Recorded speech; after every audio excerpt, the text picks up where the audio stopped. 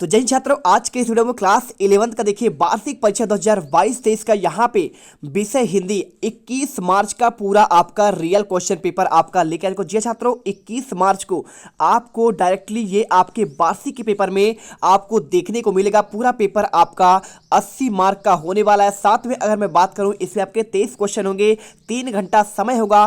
पूरा पेपर मेरे पास यहाँ पे आ चुका है। देखिए पूरा इंस्ट्रक्शन लिखा है, साथ में पूरा पेपर है। यहाँ पे देख सकते हैं हर एक क्वेश्चन आपका यहाँ पे लिखित आंसर आपको दिखाएंगे। सारा आंसर मेरे पास यहाँ पे मौजूद है। अगर मैं क्वेश्चन की बात करूं, देखिए इसमें आपके 23 क्वेश्चन है और आपको मैं देखिए यहाँ पे 23 क्वेश्चन के प्रॉपर आंसर यहाँ पे दिखाऊंगा। बिल्कुल मेरे पास हर एक क्वेश्चन का यहाँ पे आपका लिखित आंसर है। क्वेश्चन नंबर 6 का आंसर देख लीजिए। इसके बाद आपका यहाँ पे 7वें का आंसर, 8वें का आंसर, 8वां सहित हर एक क्वेश्चन का आपको आंसर दूंगा। आप यहाँ पे डाउट मत करो। यदि आपने ये पूरा पेपर देख लिया तो आप यहाँ पे टॉपर्स बनोगे, इसकी हम गारंटी लेते हैं। तो चलिए इस वीडियो पर जो भी पहली बार विजिट कर रहा है, दिल से वीडियो लाइक करो, क्योंकि आज इस वीडियो में आपको मैं टॉपर्स बनाने वाला हूं।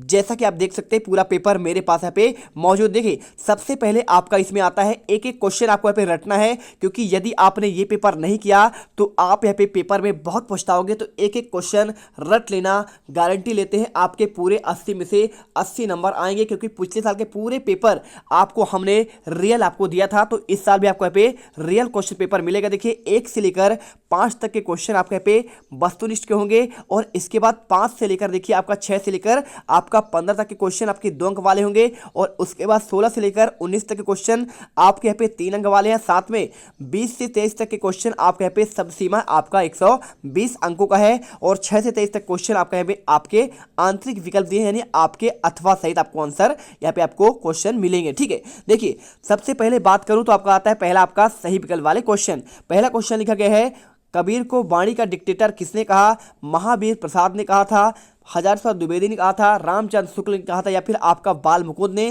तो आपको राइट आंसर देखिए, कबीर को वाणी का डिक्टेटर यहाँ पे हजार प्रसाद द्विवेदी ने कहा था। आपको राइट आंसर लगा देना है। इसके बाद आपका सेकंड क्वेश्चन, सरस्वती पत्रिका का प्रकाशन वर्ष कौन सा है? 1900 है, 1905 है, या फिर आपका 1907 है, या फिर आपका 1903 है? अगर मैं इसके क्वेश्चन के आंसर की बात करूं, देखिए सरस्वती पत्रिका का आपका संपादन 1900 में हुआ था, आप इसे देख लीजिए। साथ में क्वेश्चन नंबर देखिए तीसरा, कुमार गंधर्व के अनुसार लता जी की लोकप्रियता मुख्य कारण क्या है? आपका लिखा है गान पान, नयापन, अपनापन, या फिर पुरानापन? तो आपको राइट आंसर देखिए, आपको यहाँ पे आंसर आ नंबर आपको गान पान करना है। इसके बाद क्वेश्चन देखिए आपका लिखा है चौथा नंबर, हिंदी का साप्ताहिक पत्र कौन सा है? बंगाल गजट है, उदंत मार्तंड है, सरस्वती है, या फिर आपका कर्मवीर? तो राइट आंसर देखिए, आपको यहाँ पे आंसर सिंपल तरीके से आपको उदंत मार्तंड आपको राइट आंसर कर देना है। इसके बाद क्वेश्चन देखिए पांचवा, लोक प्रचलित और शब्दकोश आधारित शब्द के अर्थ का ज्ञान कौन सी शब्द शक्ति आपका होता है?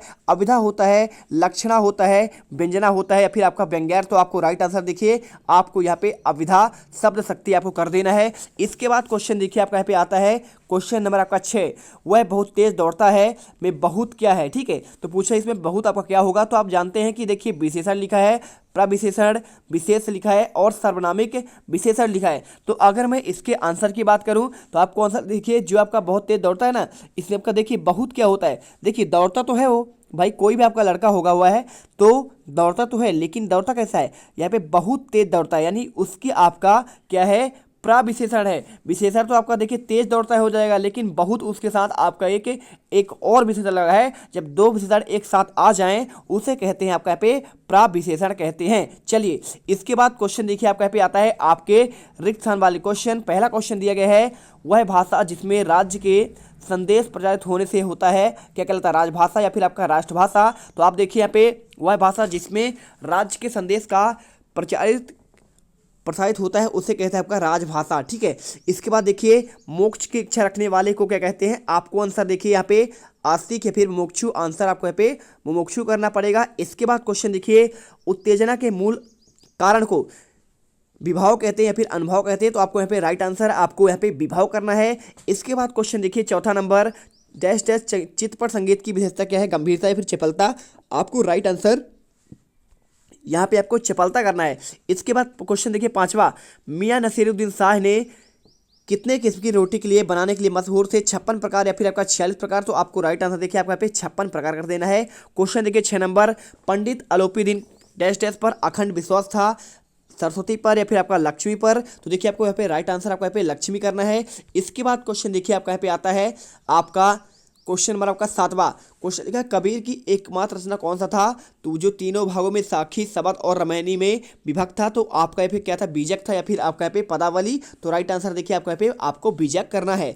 इसके बाद आपका यहाँ पे आता है सही जोड़ी वाले क्वेश्चन, स्क्रीनशॉट कर सकते हैं, कोई दिक्कत है नहीं। यहाँ पे देखिए पहला क्वेश्चन आपका यहाँ पे लिखा गया है, देखिए क्या लिखा है यहाँ पे, युगवाणी क्या है? तो युगवाणी देखिए आपको सिंपल तरीके से युगवाणी आपका यहाँ पे सुमित्रा नंदन पंत का आपका रचना हो जाएगा। गीत फरोश क्या है? तो गीत फरोश आपका यहाँ पे देखिए भवानी प्रसाद मिश्र की आपकी रचना है। और इसके बाद स्वर सामग्री किसे कहते हैं? आपका लता मंगेशकर को कहते हैं। और राजस्थान की रजत बूंदे ये क्या है? आपका अनुपम मिश्र की आपका एक रचना है। और भारत की पहली बोलती फिल्म क्या है? तो आपका वो है 1931 में आई थी, आलम आरा आई थी, और आलम आरा फिल्म का नाम था। और चौपाई में कितनी मात्राएं होती है? आपका 16 मात्राएं होती है। तो आप ये आंसर देख लो। और इसके बाद क्वेश्चन आपका आता है एक वाक्य में उत्तर लिखने के लिए। तो देखिए यहाँ पे आपको देख सकते हैं लिखा है एक वाक्य में उत्तर, पहला कबीर भक्ति काल के अंतर्गत निर्गुण भक्ति की कौन सी काव्यधारक कवि हैं? देखिए कबीर आपके जो है ना यहाँ पे निर्गुण भक्ति के ज्ञानाश्रयी शाखा के कवि हैं, तो आप यहाँ पे ज्ञानाश्रयी शाखा लिख सकते हैं। इसके बाद क्वेश्चन देखिए यहाँ पे आपका दिया गया है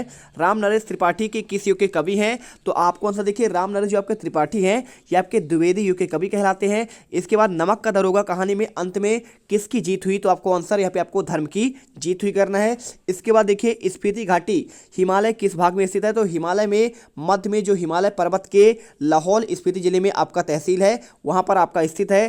धनराम के पिता का व्यवसाय क्या था? आपका यहाँ पे आंसर लुहारी करना है। कुएं की खुदाई के लिए किस औजार से की जाती है? आपको आंसर बसोली आपको आंसर करना है। इसके बाद क्वेश्चन देखिए यहाँ पे आपका लिखा है पगड़ी की लाज रखी है में कौन सा आपका शब्द शक्ति है? आंसर आपको यहाँ पे लक्षणा करना है। इसके बाद क्वेश्चन आपका आता है देखिए सत्य असत्य वाले क्वेश्चन। तो देखिए पहला क्वेश्चन लिखा है दोहा और रोला मिलकर क्या कुंडलीय छंद बनाते हैं? आंसर आपको यहाँ पे आपको सत्य करना है। इसके बाद देखिए मुख है ये चंद्र में संदेह अलंकार है, तो आपको आंसर यहाँ पे आपको सत्य करना पड़ेगा, क्योंकि देखिए मुख है या चंद्र इसमें आपका यहाँ पे संदेह हो रहा है कि भाई साहब मुंह है या फिर आपका चांद है, तो आपको आंसर आपको सत्य करना पड़ेगा। संचार शब्द की उत्पत्ति की आपका 4 धातु से हुई थी, तो आपको यहाँ पे देखिए आपको असत्य करना है, ठीक है। इसके बाद क्वेश्चन देखिए जो जल कुएं से निकाला जाता है उसे क्या आपका पालार पानी कहते हैं? तो देखिए इसे आपका पालार पानी नहीं कहते हैं, इसलिए आपको यहाँ पे असत्य करना पड़ेगा। इसके बाद देखिए क्वेश्चन 5वां नंबर प्रेमचंद का कहानी संग्रह क्या आपका मानसरोवर 8 खंडों में विभक्त है, तो आपको आंसर यहाँ पे आपको सत्य करना पड़ेगा। इसके बाद क्वेश्चन देखिए किसान की गाय का नाम क्या आपका उजरी था, तो बिल्कुल आपका यहाँ पे आपको सत्य होगा। तो एक एक क्वेश्चन आप यहाँ पे अच्छे से कर लो।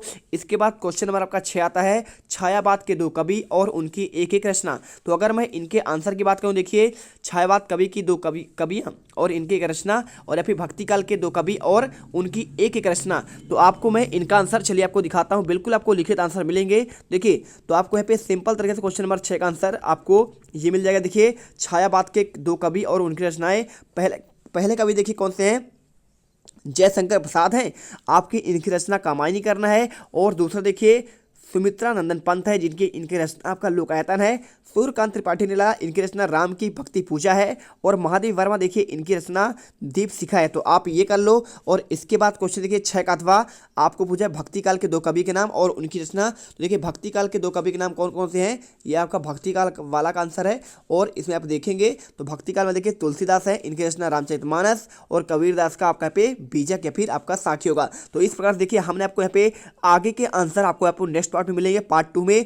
तो आप यहाँ पे हर एक क्वेश्चन देख लो पूरे, आपको 7 से लेकर देखिए यहाँ पे आपको 9वां 10वां 11वां 12वां 13वां और इसके बाद सारे क्वेश्चन आपके यहाँ पे दिखाए जाएंगे। लास्ट 19वां क्वेश्चन और आपका यहाँ पे आपका मिल जाएगा 20वां क्वेश्चन देखिए ये, और इसके बाद आपका यहाँ पे ये आपका मिलेगा 21वां क्वेश्चन देखिए। 20वां क्वेश्चन आपका संदर्भ प्रसंग व्याख्या करना है। इसके बाद आपका यहाँ पे क्वेश्चन 21वां आता है पद्यांश का संदर्भ प्रसंग व्याख्या करना है। और इसके बाद आपका ये 22वां क्वेश्चन आपको यहाँ पे अंक सूची वाला क्वेश्चन दिया गया है, और साथ में आपका यहाँ पे 23वां क्वेश्चन आपका निबंध दिया गया है। तो चलिए यहाँ पे आपको इसका आंसर आपको नेक्स्ट वीडियो पर मिलेगा। तब तक के लिए वीडियो को दिल से लाइक करें, साथ में चैनल को सब्सक्राइब करें, जिससे आपको आने वाले हर एक वीडियो का नोटिफिकेशन सबसे पहले मिल सके। जय हिंद, जय भारत।